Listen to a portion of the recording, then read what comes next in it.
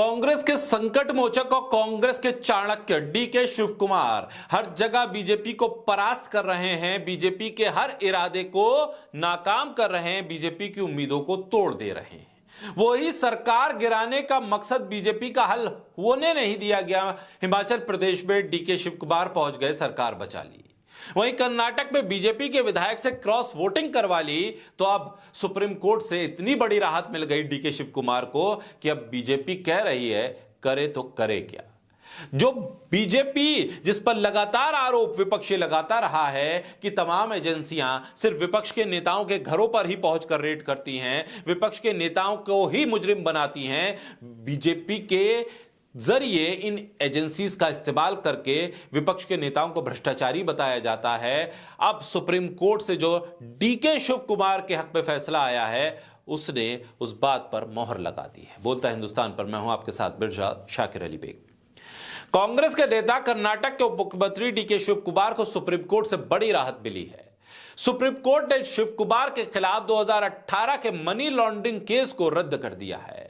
इस तरह पीएमएलए के तहत अब इस मामले में जांच आगे नहीं हो सकेगी। यह मामला डीके शिव कुमार के घर पर मिले नगद से जुड़ा हुआ है। 2017 के अगस्त महीने में डीके शिव कुमार के घर से बेहिसाब नगद बरामद हुआ था। इसको लेकर मनी लॉन्ड्रिंग की धाराओं के तहत जांच शुरू की गई, मगर अब सुप्रीम कोर्ट ने डीके शिव कुमार को बड़ी राहत दे दी है। डीके शिव कुमार ने हाईकोर्ट के आदेश के खिलाफ देश की सबसे बड़ी अदालत में अर्जी लगाई थी। 2019 में कर्नाटक की हाईकोर्ट में डीके शिव कुमार ने ईडी के समन को चुनौती दी और मनी लॉन्ड्रिंग मामले में जांच करने को गलत बताया। हालांकि कर्नाटक हाईकोर्ट डीके शिव कुमार की दलीलों से सहमत नहीं हुआ और उसने ईडी के समन को रद्द करने से इनकार कर दिया।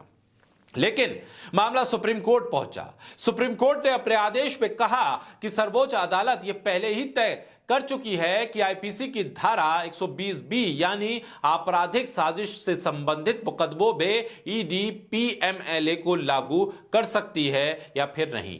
हालांकि सुप्रीम कोर्ट ने यह भी माना है कि उस फैसले पर पुनर्विचार अभी लंबित है। बहरहाल जो भी हो, आम चुनाव से पहले सुप्रीम कोर्ट का यह आदेश कर्नाटक कांग्रेस के नंबर 2 और कई बार पार्टी के लिए दूसरे राज्यों में वे संकट मोचक बनकर उभरे डीके शिव कुमार के लिए एक राहत लेकर आया है।